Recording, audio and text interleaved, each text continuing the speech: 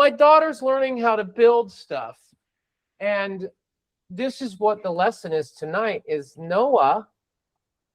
People never talk about this, and you guys know I love to teach stuff that nobody has ever talked about.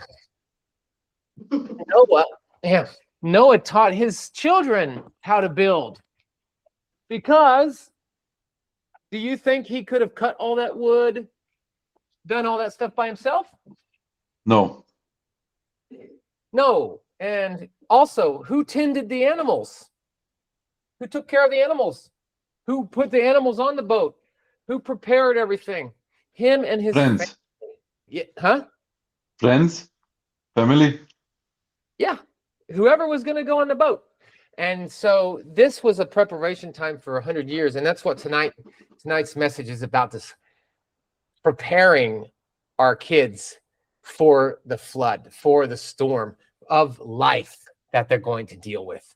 And the virtue of preparation, and of not just carpentry, but also work, and of being able to do different skills to survive and to build things, and having that attitude and mindset.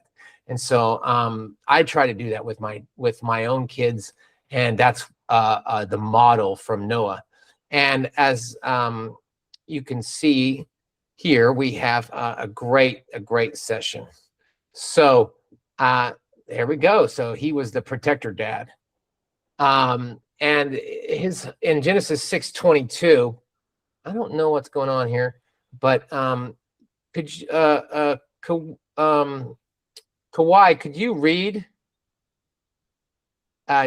Genesis 6:22 at the top there? Yeah, Noah did this. He did all that God commanded him. Okay, think about that. He did all that God commanded him.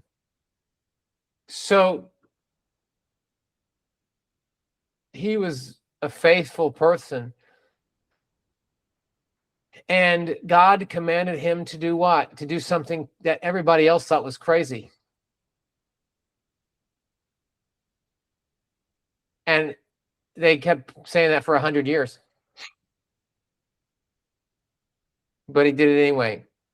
And then in Genesis 7:1, could you go ahead and read again? Then the Lord said to Noah, "Come into the ark, you and all your household." Okay, and so now the Lord commanded him to go into the ark, and he did it. He didn't go into the ark until he was told. So it might have been finished before 100 years, never know. But he didn't go in until he was told. But basically, he prepared his children for a judgment that others couldn't see. He preached righteousness while building that protection. Because obviously he did all the Lord commanded, right? It says that he did all the Lord, that everything he commanded. It was complete obedience.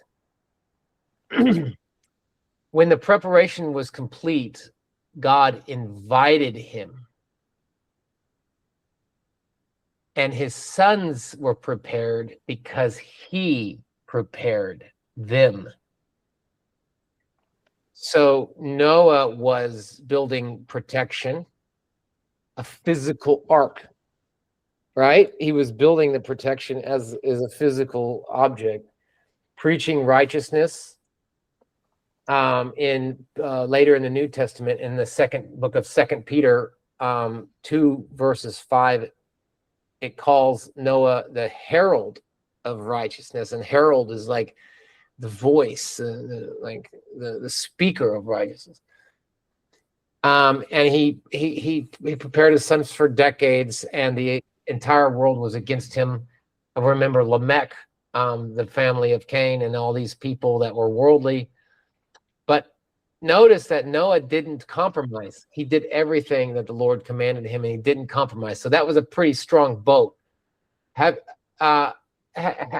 as a result, when the flood came, his family was ready.